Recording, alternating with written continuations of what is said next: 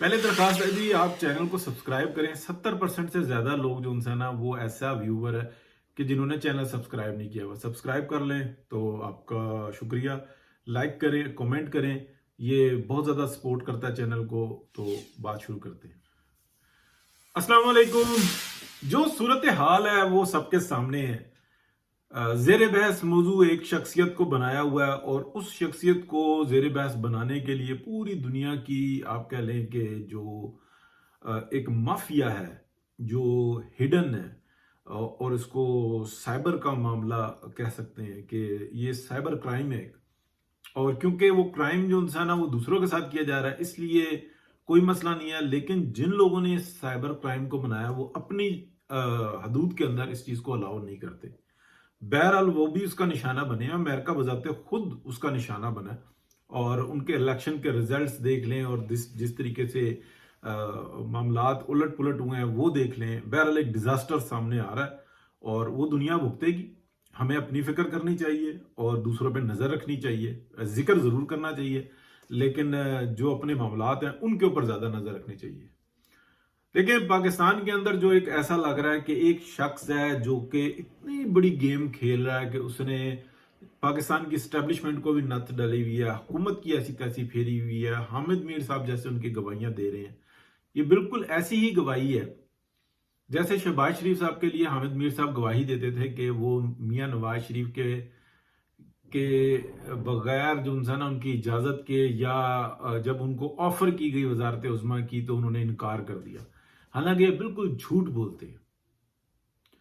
उस वक्त में वो सिचुएशन ही नहीं थी। अगर वो इस तरह का शहबाज शरीफ साहब कोई फैसला करते तो उनको भुगतना पड़ता और वो उनकी सियासत में कोई जगह भी ना रहती। और इस बात को उनको ऑपरेट करने वाले सब जानते हैं, बजाते वो खुद भी जानते हैं कि मैं किस जगह पे हूं। लेकिन अभी भी तो उन्होंने किया ना, उन्होंने ही किया। और किसने किया? पूरे पीएमएलएन की सियासत का बेड़ा गर्क करके रख दिया। लेकिन इसके ऊपर हामिद मीर साहब कोई गवाही नहीं देंगे, इसलिए कि एक ही टीम का हिस्सा, एक ही जगह से ऑपरेट होते हैं। शहबाज शरीफ साहब पे अगर मुझे ये कोई शख्स जलते तवे पे बैठ के कहना कि उन्होंने एक सिंगल रुपए की करप्शन की है तो मैं मानने के लिए तैयार नहीं, इसलिए कि मैंने उनकी सारी रिपोर्ट्स पढ़ी हुई है। उनको एक मर्ज है काम करने का कि बस मैं सब घेर लूं, मैं सारा काम कर लूं। और उसमें उन्होंने अपने भाई की, अपने लीडर की, अपने खानदान की वकार को, सियासत को तबाह करके रख दिया हुआ है। और उनके बेटे के अंदर भी ये मर्ज मौजूद है कि बस जब हिस्सा बटे तो मैं सबसे आगे, जब काम करने का टाइम हो तो मैं उस वक्त में बिल्कुल नजर भी ना हूं। जैसे गधे के सर से सींग गायब होते हैं वैसे मैं गायब हो जाऊं। मैं हमजा शहबाज की बात कर रहा हूं। अब मैं आपको बताता हूं कि जो इस वक्त में आम आदमी को ये पढ़ाई जाती है घुट्टी दोनों तीनों चारों पांचों अतराफ से कि इमरान खान ने ये कहा, इमरान खान ने यूं कहा, इमरान खान के पास वो गया, इमरान खान की टीम ने यूं कहा और सियासत को घेरा हुआ है। नहीं, पाकिस्तान के इस वक्त के अंदर इस वक्त में एक और बहुत बड़ा मसला बना हुआ है। एक तो एक मालूमात जो है ना उसको मेरे जो इंफॉर्मेशन आई थी मैंने आपको दी, लेकिन मैंने उस वक्त में भी बताया था मुझे नहीं पता कि एग्जैक्टली कि ये इंक्वायरी है या मालूमात है। इंक्वायरी ही मैंने बोली थी, लेकिन ये जेर बहस मामला है कि ये जो कश्मीर का मामला हुआ क्या ये बगैर लेन देन के हुआ, और अगर ये लेन देन हुई तो किस पैमाने पे हुई, किसने की, क्या मफादात थे, क्या एवज दिया गया। तो ये सारी चीज जो थी ना अंदर खाने चल रही है। अब वो किस पैमाने पर है मुझे नहीं पता, लेकिन हो सकता है कि पीछे इसी मामले के अंदर वो बात खुले कि ये इतनी बड़ी इस पाकिस्तान के साथ जो ना गद्दारी की गई, कौन इसका जिम्मेदार है? कोई जवाब नहीं देगा। पहले तो जो इस वक्त में बैठे हुए हैं सीट पे वो बता देते हैं कि जनाब जब आर्मी चीफ इधर से उधर देखना शुरू करता है तो पूरी फौज उधर देखना शुरू कर देती है।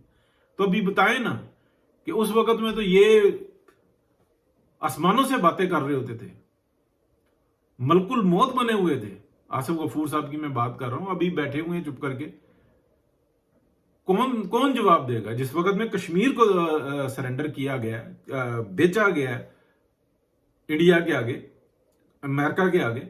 तो उस वक्त में कौन बाइख्तियार था? किसने इस पूरे पाकिस्तान को जकड़ के रखा हुआ था? पाकिस्तान के सियासतदानों को जलते तवे पर बिठाया हुआ था किसने? यही लोग थे ना। कोई जवाब नहीं देगा। کیا یہ فری میں کر دیا؟ کیا ان چیزوں کی سمجھ نہیں تھی؟ یا اس وقت جو موجود ہیں وہ ان سے سوال پوچھنے کا حق ہی نہیں رکھتے؟ وہ ان کے سینئرز ہیں، کیا مسئلہ ہے؟ تو پھر وہ سارا الزام جو ہے نا موجودہ کے اوپر آ جاتا ہے، اور مستقبل میں بھی جو آئیں گے وہ الزام سے نہیں بچ سکیں گے۔ ایک جنرل فیض حمید کو پکڑ کے یہ بتاتے رہے کہ جناب ہم نے اندر سے صفائی شروع کر دی ہے، مطلب وہ ایک ہی بندہ تھا، اس کے بارے میں جتنی خبریں دی تھی بعین اس وقت میں لوگ کہہ رہے تھے بھی 2 ہفتے میں نتیجہ آ جائے گا، 3 ہفتے میں نتیجہ آ جائے گا۔ میں ایک خاص ٹائم میں نا ہفتہ 10 دن خاموش ہو گیا تھا، ڈینائی نہیں کیا تھا، لیکن پہلے دن میں نے یہ بتایا تھا کہ نہیں، اس بندے نے بہت تکنی کا ناچ نچایا ہوا، ابھی بھی ہو سکتا ہے کہ اس کے خلاف فیصلے آ جائیں، لیکن وہ ہر بات کو ایکسپٹ کرتا ہے، وہ کہتا ہے ہاں یہ بالکل ٹھیک ہے۔ لیکن یہ جو اس وقت میں بیٹھا ہوا ہے، اس دن فلانے دن میرے ساتھ میس میں بیٹھا ہوا تھا، ہم سب بات کر رہے تھے، ان سے پوچھو نا، جو اس وقت بھی بااختیار تھے، اس وقت بھی بااختیار ہیں، میرے جونیئر تھے، سینئر تھے، میرے ساتھ کے تھے، جو بھی تھے۔ اتنا آسان معاملہ نہیں ہے۔ تو میں آپ کو بالکل وثوق کے ساتھ بتا رہا ہوں کہ یہ چل رہی ہے۔ اور دوسری بات یہ ہے کہ میاں نواز شریف کو یہ جو انہوں نے سائیڈ لائن کی ہے نا، تو اذہان کے اوپر قابو پا کے کیا ہے، جس کو میں 2019 میں ان الفاظ میں کہہ رہا تھا کہ ایک تصویر کا جادو ہوتا ہے، ایک آواز کا جادو ہوتا ہے، اور یہ پاکستان میں ایگزسٹ کرتا ہے، اس سے کھیلا جا رہا ہے، اور یہ باقاعدہ جو باجوہ ڈاکٹرائن ہے، یہ اس میں اس جادو کو لایا گیا، ٹھیک ہے، اور پاکستان کی عوام کے اوپر مسلط کیا گیا ہے۔ کیا ہوا؟ پاکستان کی عوام کی سوچ تبدیل کر کے رکھ دی۔ تو مجھے اس وقت میں کیسے پتا تھا؟ 2019 میں مجھے کیسے پتا تھا؟ 6 سال پہلے تو ڈیفینیٹلی یہ ایک پروگرام آیا تھا، ہم لوگ پڑھ رہے تھے، دیکھ رہے تھے کہ یہ پاکستان کی عوام کے ساتھ کرنا ہے، کہ اس پاکستان کے عوام میں فوج کے خلاف نفرت پیدا کرنی ہے۔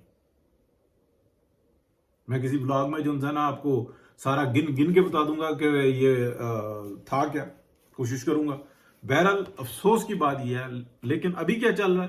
ابھی یہی سارا نظام چل رہا ہے کہ جو یہ مسئلہ بنا ہوا ہے نا، یہ نمٹ نہیں رہا،